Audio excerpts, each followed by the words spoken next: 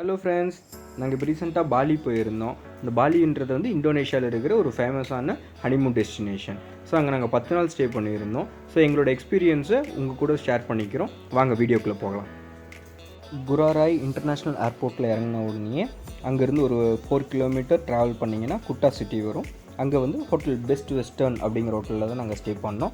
So இந்த hotel வந்து ரொம்ப காம்பேக்டாக கம்ஃபர்டபுளாக இருந்துச்சு. ரூம்ஸ் எல்லாமே ரொம்ப நல்லா இருந்துச்சு. அங்கேருந்து ஒரு 600 மீட்டர்ஸ்லேயே உங்களுக்கு குட்டா பீச் வந்துடும்.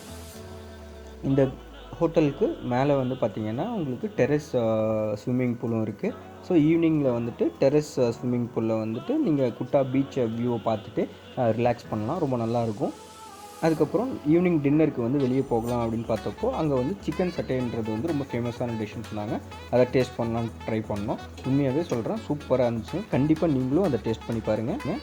ஸோ டே 2ல் இருந்து எங்களோட ட்ரிப்பை ஸ்டார்ட் பண்ணோம். ஸோ ஃபஸ்ட்டு நாங்கள் போனது வந்து அலிங் வாட்டர் ஃபால்ஸ். அது வந்து சம்பங்கன் அப்படிங்கிற ஒரு ஏரியாவில் இருக்குது. எங்கள் ரூமில் இருந்து கிட்டத்தட்ட ஒரு 90 கிலோமீட்டர்ஸ் டிஸ்டன்ஸில் இருக்குது. ஸோ இது போகிற வழி பார்த்திங்கன்னா நம்ம ஊட்டி போகிற மாதிரி அந்த ஹில் ஸ்டேஷன் மாதிரி தான் இருந்துச்சு. ரொம்ப நல்லா இருந்துச்சு அந்த ஏரியாவே பார்க்குறதுக்கு. அது ரொம்ப குவைட்டான நேச்சுரலான ஒரு ஏரியாங்க. அங்கே ஒரு வாட்டர் ஃபால்ஸ் வந்து அவ்வளோ பியூட்டிஃபுல்லாக இருந்துச்சு. ஸோ அங்கே பார்த்தீங்கன்னா நீங்கள் அங்கேருந்து மேலேருந்து ஹைட்லேருந்து ஜம்ப் பண்ணுறது, டைவ் பண்ணுறது, இந்த மாதிரி ஒரு விஷயங்கள்லாம் இருந்துச்சு. ஒன் டே ஃபுல்லாக நீங்கள் அங்கே ஸ்பெண்ட் பண்ணாலும் உங்களுக்கு போர் அடிக்காது. அவ்வளோ சூப்பராக இருந்துச்சு அந்த ஏரியா. டே 3ல் நாங்கள் போன இடம் பேர் வந்து தெகலாலாங் ரைஸ் டெரஸ். அங்கே வந்து ஒரு ஃபேமஸான ஒரு காஃபி குடித்தோம். அந்த காஃபி பேர் வந்து லுவாக் காஃபி. அந்த லுவாக் காஃபின்றது என்ன ஸ்பெஷல்னு பார்த்தீங்கன்னா, நீங்கள் பார்த்துட்டு இருக்கிற அனிமல் வந்து என்ன பண்ணுது அப்படின்னா, காஃபி செடியில் இருக்கிற காஃபி கொட்டையெல்லாம் சாப்பிட்ருது. சாப்பிட்டதுக்கப்புறம் அதோட வயிற்றில் வந்து ஃபெர்மெண்டேஷன் ஆகி அதோட கழிவில் இருந்து அந்த காஃபியை தயாரிக்கிறாங்க. கழிவுன்னா அருவருப்பப்படாதீங்க. அந்த கழிவில் இருந்து அந்த காஃபி கொட்டையை தனியாக எடுத்து கழுவி அது வந்து நல்லா காய வைக்கிறாங்க. அதில் இருந்து அந்த கொட்டையை தனியாக பிரிக்கிறாங்க. பிரித்ததுக்கப்புறம் அதில் வந்து உங்களுக்கு காஃபி தயார் பண்ணி கொடுக்குறாங்க. நீங்கள் அந்த காஃபி வாங்கினீங்க அப்படின்னு பார்த்தீங்கன்னா கிட்டத்தட்ட ஒரு 7 varieties of tea, 7 varieties of coffee கொடுக்குறாங்க ஒரு காம்ப்ளிமெண்ட்டாக. நீங்கள் அதை டேஸ்ட் பண்ணிங்கன்னா ஒவ்வொன்றும் வேறு லெவலாக இருந்துச்சுங்க.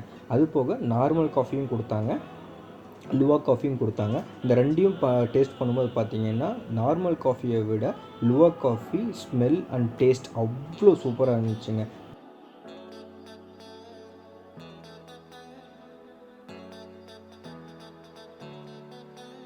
இது வந்து பெரிய ஏரியான்றதுனால இங்கே ஆர்டிஃபிஷியலாக நிறையா விஷயங்கள் ட்ரை பண்ணியிருந்தாங்க. ஸோ ஃபோட்டோகிராஃபிக்கும் வீடியோகிராஃபிக்கும் இது சூப்பர் இடமா இருந்துச்சுங்க. அதுக்கப்புறம் இங்கே ரொம்ப ஸ்பெஷலாக இருந்த பாலி ஸ்விங் ட்ரை பண்ணோம். ஸோ பாலி ஸ்விங்கில் வந்து 2 பேர் எங்களை உட்கார வச்சுட்டு பின்னாடி இருந்து 2 பேர் தள்ளுறாங்க. ஸோ தள்ளும்போது நம்ம முன்னாடி போய் பார்க்கும்போது வந்து ரைஸ் டெரஸ் ஃபீல்ட்ஸோட வியூஸ் வந்து அவ்வளோ சூப்பராக இருந்துச்சுங்க.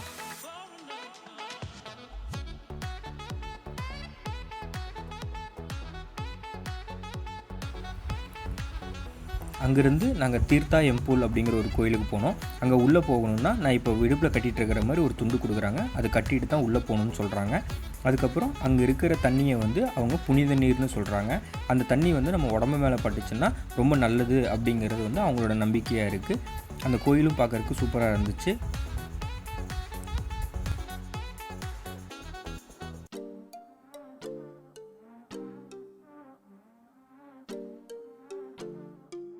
அடுத்த நாள் நாங்கள் நுசாடுவா போயிருந்தோம். நுசாடுவாவில் வாட்டர் ஸ்போர்ட்ஸ் தான் ரொம்ப ஃபேமஸ்ஸு. அதனால் அங்கே ஓஷன் வாக்கும் ஜெட்ஸ்கியும் நாங்கள் ட்ரை பண்ணோம். ஓஷன் வாக்குன்றது என்னென்னா, கடலுக்கடியில் ஒரு 20 மீட்டர் ஆழத்தில் நம்மளை இறக்கி விட்டுருவாங்க.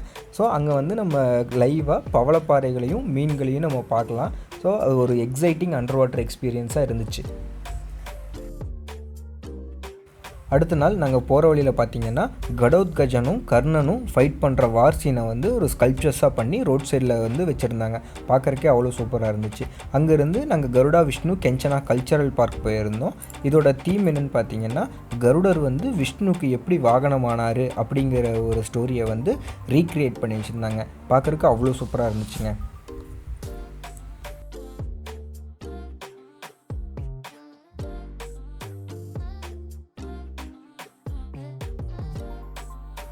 அங்கேருந்து நாங்கள் உலுவட்டு டெம்பிள் போயிருந்தோம். அது பார்த்திங்கன்னா இந்தியன் ஓஷன்லேருந்து 70 மீட்டர் ஹைட்டில் கட்டியிருந்தாங்க.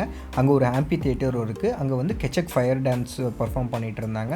ஸோ அந்த டான்ஸை பார்த்துக்கிட்டே அந்த சன்செட் வியூ பார்க்குறதுக்கு வந்து அவ்வளோ சூப்பராக இருந்துச்சு. அங்கேருந்து எங்களுக்காக பீச்சில் candle light dinner setup ready பண்ணி வச்சுருந்தாங்க. ஸோ அங்கே போய் நாங்கள் சீ ஃபுட் சாப்பிட்டுக்கிட்டே எங்களுக்கு அன்றைக்கி டேவை முடிச்சுக்கிட்டோம். எங்கள் பாலி ட்ரிப் இன்னும் முடியலைங்க. மிச்சத்தை பார்ட் 2ல் பார்ப்போம்.